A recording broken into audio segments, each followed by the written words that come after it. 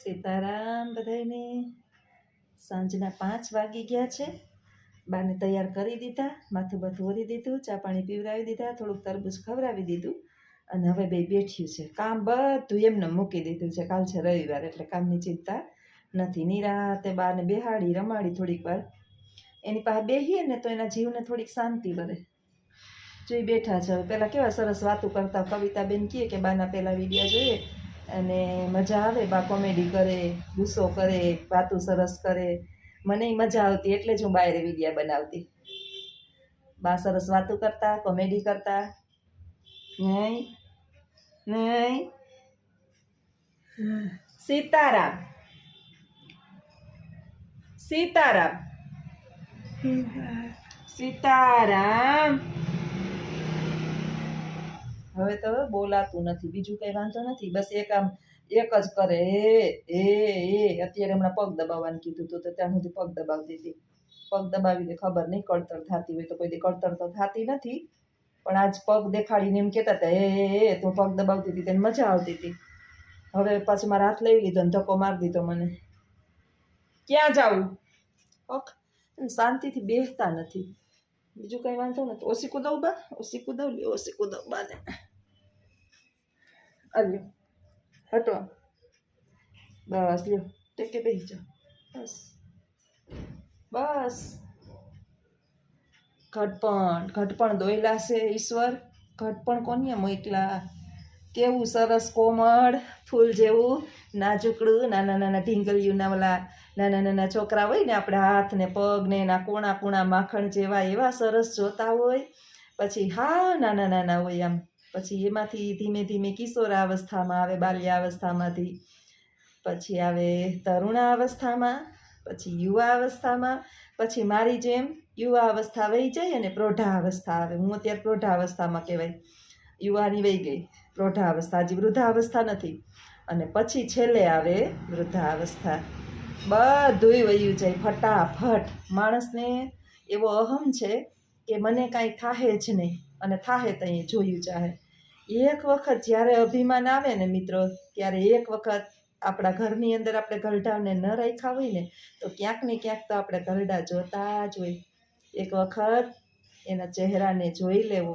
લાચાર, અશક્ત, બોલાય નહીં, ઇન્દ્રિયો કામ કરે નહીં. ઘણા ગાયત્રીબેન કહે કે મને તો હવે બાના વિડીયો જો ને તોય બીક લાગે છે કે હવે નથી કે ઘટ પણ આવવું હોય ભગવાન. હા ઘટ પણ આવવું જોઈએ. તમે સિદ્ધાર્થની વાત બધાએ સાંભળી હશે. ગૌતમ બુદ્ધ બધાને આપણે લગભગ 7મા 8માની અંદર ભણવામાં આવતું કે કપિલ વસ્તુ નામની નગરીની અંદર ગૌતમ બુદ્ધ સુધોધનની ઘરે જૈનમાં એકનું એક સંતાન પોતાના પિતાનું, રાજા સૌથી સમ્રાટ રાજા અને એનું એકનું એક દીકરું પોતાના રાજઋષિને બોલાવી અને જે સિદ્ધાર્થ હતો એની કુંડળી કઢાવી. અને કુંડળીની અંદર પહેલાં તો રાજઋષિ એવા બધા મહાન હતા આપણા બ્રાહ્મણો, જેને રાજઋષિ આપણે કહીએ, કે એ બાળકની ભવિષ્ય જે કુંડળી હતી ને એ કહી દેતા. એટલે કીધું કે કાં તો આ બાળક જે છે ને એ મહાન રાજા બનશે અને કાં યોગી બનશે.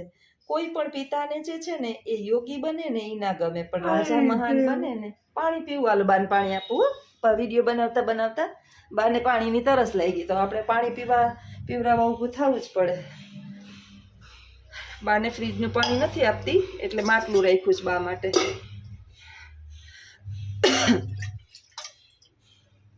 હું સીધું નળનું લાવી પાણી પીવું છું. પછી સિદ્ધાર્થના પિતા જે છે એની એવી ઈચ્છા કે સિદ્ધાર્થ જે છે એ મહાન રાજા બને. એટલા માટે થઈ અને એક યોગી સંન્યાસી, યોગી એટલે સંન્યાસી ના બને એટલા માટે થઈને. યોગી ક્યારે બને તો કે એને વૈરાગ આવે તો બને, અન્યથા કોઈ યોગી ન બને. એને આ સમાજથી ઘૃણા થાય, નફરત થાય, સમાજની વાસ્તવિકતાને એ જાણી લે, જીવનને સમજી લે તો જ એ યોગી સંન્યાસી બને. અન્યથા મારા ને તમારા જેવા ઢહેડા કરે, હળેડ થાય, દુઃખી થાય, ક્યાં આપણે સંન્યાસી બની ગયા? એમ સંન્યાસી બનવું સહેલું નથી. આ સંસારનો ત્યાગ આપણે ન કરી શકીએ. આપણા પરિવારની માયાજાળની અંદર મને ગમે એટલું દુઃખ આવે ને ગમે એટલી તકલીફ આવે, ઘણી વખત વિચાર આવે કે આ સંસાર છોડીને ચાલ્યું જવું જોઈએ, પણ છતાંય આપણે જાતા નથી. તો પછી એને વિચાર આવ્યો કે અને એવી કાંઈ વસ્તુ ના બતાવીએ કે એને વૈરાગ આવે. ધીમે ધીમે રાજઋષિ જે છે પેલો એ તો વયો ગયો એની ભવિષ્યવાણી કરીને, પિતાએ દેખરેખ રાખવા માંડ્યો. 18 વર્ષનો થયો અને જેવું 19મું બેઠું ને એવો સિદ્ધાર્થને પરણાવી દીધો કે હવે એની એની લગ્ન જીવનની અંદર એના સંસારમાં એ પડી જાય. 1-2 વર્ષ થયા તો સરસ મજાનું રાહુલ નામનો એની ઘરે દીકરો જન્મ્યો, એવો સરસ દીકરો જન્મ્યો, એવો સંસારની અંદર પડી ગયો. રાજાનો વિશ્વાસ બેસી ગયો. હવે એના પરિવારની અંદર ખૂબ ખુશ છે. હવે વાંધો નહીં, એ રાજ દરબારની અંદર ફરે હરે અને મોજ કરે. હવે કાંઈ જોવે તો વાંધો નહીં, હવે સંસારને છોડશે નહીં, કારણ કે એનો પરિવાર થઈ ગયો, એની પત્નીની મોહમાં છે, એના દીકરાના મોહમાં છે. એટલે સિદ્ધાર્થ જે છે ને એની એક વખત ઈચ્છા થઈ, એટલે એણે કીધું કે પિતા હું જે છે ને નગરની સૈર કરવા ઈચ્છું છું. પિતાએ પરમિશન આપી, સારથીને મોકલો. પહેલી જ વખત જ્યારે સારથી નગરમાંથી બહાર નીકળ્યો ને ત્યારે એણે એક વૃદ્ધને જોયો ને એટલે સીધું પહેલી વખત વૃદ્ધને એણે જોયો એટલે એણે વિચાર આવ્યો કે એકદમ અશક્ત લાચાર લાકડીના ટેકે હાલતો હતો વૃદ્ધ. એણે વિચાર કર્યો કે આવું માણસ તો મેં પહેલી વખત જોયું, કારણ કે એના રાજ્યની અંદર કોઈ પણ માણસ એનો પિતા આવું કોઈ એની સામે લઈ જ ના આવતો વૃદ્ધને. એના પિતાય રાજા હતો ને એટલો બધો વૃદ્ધ દેખાતો નહોતો, એટલે ક્યારેય એટલું જોયું નહીં. એટલે સિદ્ધાર્થે સારથીને પૂછ્યું કે આ આવું કેમ? તો સારથી બિચારો તો વાસ્તવિકતા એણે જણાવી દીધી કે ભાઈ વૃદ્ધો તો જે છે ને કોઈને વૃદ્ધત્વ છોડતું નથી. તો કે હું એ વૃદ્ધ થાઈશ? તો કે હા. દુઃખ થોડુંક થયું. ઓહો, થોડીક વાર થયું તો એક અશક્ત અને લાચાર એને હામો મળ્યો, બીમાર. પછી સિદ્ધાર્થે પાછો પ્રશ્ન પૂછ્યો એટલે સારથીએ કીધું કે બીમારી તો ભાઈ ગમે એને આવે, મને આવે મહારાજ અને તમને પણ આવે. આમ કરતાં કરતાં થોડોક ચાલ્યો ને ત્યાં એમણે એક સ્મશાન યાત્રા એ જ હતી, આપણે જેને કહીએ ને કે સ્મશાન યાત્રા જોઈ અને તરત એણે વિચાર્યું અને સારથીને પૂછ્યું કે આ લોકો કેમ આમ બધાને આને શું ઉપાડીને જાય છે? તો કે માણસનું મૃત્યુ થયું છે. એટલે સિદ્ધાર્થે કીધું કે મને મૃત્યુ આવે? તો કે આ પૃથ્વી પર જે જન્મા ને એ બધા જાય છે, મૃત્યુ તો કોઈને છોડતું નથી, તમને આવે અને મને આવે. એટલે બહુ એને આઘાત લાગી ગયો, થાક. એકદમ ખુશખુશાલ જીવનમાંથી એ એકદમ નાસીપાસ થઈ ગયો. ઘરે આવી અને બેસી ગયો અને વિચાર્યું કે અરે રે, આ જિંદગી કામની શું, આ જીવન કામનું શું? બધું જોયું, વૃદ્ધાવસ્થા જોઈ, બીમારી જોઈ, લાચાર ગરીબાઈ જોઈ અને છેલ્લે મૃત્યુ જોયું. આખી રાત નીંદર ના આવી. સ્મરણ કર્યું કે જીવન આવું જ છે, તો આ જીવન કામનું શું? આ જીવનનું ખરેખર મહાત્મ્ય શું છે? શું છે આ જીવન? હવે એનો જીવ પત્નીમાં નથી લાગતો, પુત્રમાં નથી લાગતો. ક્યાં જાઉં બા? ક્યાં જાઉં? ક્યાં જાઉં? વચ્ચે વચ્ચે જોઈને રમાડવા પડે. આમ ઊભા થઈ છે ને એટલે વળી હાથ ફેરવીએ ને તો છાના મુના બેસી જાય. બીજો અહીંયા ટેકો લઈ પી છે, ટેકો લઈ અહીંયા ટેકો લઈ લો, ટેકો લઈ લો, ટેકો લઈ લો. બસ બોલતા તો છે નહીં, બાઈ પાસે બેઠા હોય તો એને જરાક સાંત્વના રહીએ. વૃદ્ધાવસ્થા કાઢવી બહુ મુશ્કેલ છે. એટલે હવે ઘરે આવીને કેમેય મન તો લાગતું નથી કે એક વૈભવમાં ને પિતાને ખબર પડી, અરે મારા દીકરાને મેં શું કામ મોકલો, હવે શું કરવું મારે? આખી રાત રાજકુમાર જે છે એ ઘરથી બહાર ને બહારથી ઘર, અને છેલ્લે નિર્ણય કર્યો કે આ જીવન મારે આવું જોતું નથી, આ રાજપાટ મારે જોતું નથી. અંતે રાતના 2 વાગ્યા સુધી છેલ્લી વખત પત્ની યશોધરા અને પુત્ર રાહુલનું છેલ્લી વખત મુખ જોઈ કપિલ વસ્તુમાંથી નીકળી ત્યાંથી બિહારમાં જઈ ગયા નામના સ્થળે બોધિ વૃક્ષની નીચે એ પોતે તપ ધરવા બેસી ગયા અને ત્યાં એમને જ્ઞાનની પ્રાપ્તિ થઈ કે જીવન જે છે ને એ આવું જ છે, એક દિવસ બધાને જવાનું જ છે, એ સનાતન સત્ય છે. અને ત્યારથી એનું નામ ગૌતમ બુદ્ધ પડ્યું. સીતારામ. બધાને જીવન છે ને એ આવું જ છે, જેમ મેં તમને વાત કરી એમ કે મનુષ્યને એક વખત જીવન સમજાઈ જાય ને કે આ પૃથ્વી પર ખાલી હાથે આવ્યા અને ખાલી હાથે જવાના. ઈશ્વરે એવી કોઈ વ્યવસ્થા જ નથી કરેલી કે તમે હોઈના નાકા જેટલું ઉપર લઈ જઈ શકો, અને છતાંય આપણે રાગ, દ્વેષ, કાર, ક્રોધ, મોહ, માયા આની અંદર ફસાયેલા છીએ. બધુંય રાખીએ આપણે, માયા રાખીએ, આપણા સંતાનોની અંદર પ્રેમ ભાવના રાખીએ, આપણા પરિવારની હિત ઈચ્છીએ, બધું જ કરીએ, આપણા પરિવાર માટે થઈને આપણે બધું કાર્ય કરીએ, પણ 100 વાતની એક વાત કે આપણા ચૂલા પેટાવવા માટે થઈ અને કોકનો ચૂલો બળી તો નથી જતો ને, કોઈને નુકસાન તો નથી થતું ને, એ વાતનું ચોક્કસ ધ્યાન પણ રાખીએ. કારણ કે શાંતિની શોધમાં જે છે ને, મહાવીર સ્વામી હતા, જૈન ધર્મના 24મા તીર્થકર. આપણા બાળકોને જે છે ને, પહેલાંના સમયની અંદર શિક્ષણ જ એવું આપવામાં આવતું કે બાળક જે છે એ અસત્યના માર્ગે જાતો જ નહીં. ભારત જે છે ને એ વેદોનો દેશ છે, ધર્મનો દેશ છે, સાહિત્યનો દેશ છે, સંતો મહંતોનો દેશ છે. તમે રમકડા બહારથી મગાવી શકશો, ટેકનોલોજી બહારથી મગાવી શકશો, સારી સારી વસ્તુઓ બહારથી મગાવી શકશો, પણ જ્ઞાન બહારથી નહીં મળે. એ જ્ઞાન તો ભારતમાંથી જ મળશે. કારણ કે બધા સંતો મહંતો જે છે એ આપણા ભારતની અંદર જન્મેલા છે ને. આ છે મહાન બ્રાહ્મણો. આ બ્રાહ્મણોની આપણે રક્ષા કરવી જોઈએ. આ પવિત્ર બ્રાહ્મણો આપણા દેશમાંથી ગાયબ ન થઈ જાય એ પણ આપણે ધ્યાન રાખવું જોઈએ. બધું બહારથી મળશે પણ ઋષિઓ બહારથી મળશે નહીં, કારણ કે આ ઋષિઓની ભૂમિ છે. આવા મહાન ઋષિઓ બીજું કોઈ નહોતું, બ્રાહ્મણો હતા, અને બ્રાહ્મણો આપણા સુધી જ્ઞાન પહોંચાડતા હતા, આપણને જ્ઞાની બનાવતા, દેશને જે છે એ સારો, સંસ્કારી અને સુદૃઢ બનાવતા. એ વાસ્તવિકતાનું આપણા બાળકોને ભાન કરાવતા.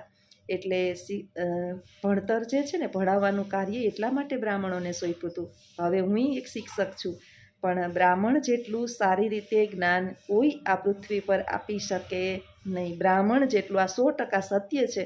જો એક સારો, જ્ઞાની, વ્યવસ્થિત અને સંસ્કારી બ્રાહ્મણ હોય, જેણે પૂરેપૂરું જ્ઞાન પ્રાપ્ત કર્યું હોય, પરંતુ પહેલાં જે છે ને 4 વેદ બ્રાહ્મણ ભણતા, 4 વેદ બ્રાહ્મણો ભણતા, એટલે ચતુર્વેદી એને અટક મળી, 4 વેદ જાણનાર. પછી ધીમે ધીમે બ્રાહ્મણો પણ બીજા વ્યવસાય સાથે જોડાઈ ગયા અને અભ્યાસના ક્ષેત્રે એનું ધ્યાન ઓછું પડ્યું. એટલે ધીમે ધીમે એક વેદ ઓછો થયો, એટલે ત્રિવેદી એને નામ મળ્યું. ધીમે ધીમે એમાંથી પણ ઓછું થયું, વધારે વ્યવસાય સાથે જોડાતા થયા, જ્ઞાન પ્રાપ્તિનો માર્ગ ઓછો અપનાવવા માંડ્યા. એટલે 2 વેદના જાણકાર દ્વિવેદી. ધીમે ધીમે બ્રાહ્મણો જે છે, જેને આપણે કહીએ ને કે એણે સાવ વ્યવસાય જ બદલાવી નાખ્યો. એટલે બીજી જ્ઞાતિ જે છે એ અભ્યાસ ક્ષેત્રે, શિક્ષણ ક્ષેત્રે ઝંપલાવ્યું. અને ધીમે ધીમે જે ઋષિઓ આપણા દેશની અંદર જન્મતા બ્રાહ્મણ રૂપે, એ ધીમે ધીમે ઋષિઓની સંખ્યા ઓછી થતી ગઈ. મિત્રો, પૃથ્વી ઉપર બધું જે છે ને એ કદાચ આપણે બહારથી મગાવી શકશું, ખાવાની વસ્તુ, મોજશોખની વસ્તુ, ટેકનોલોજીની વસ્તુ, પણ આપણા જ્ઞાનને ક્યાંય બહારથી મગાવી શકશું નહીં. અને જ્ઞાન સિવાય દેશનો કોઈ દિવસ ઉદ્ધાર થાય નહીં.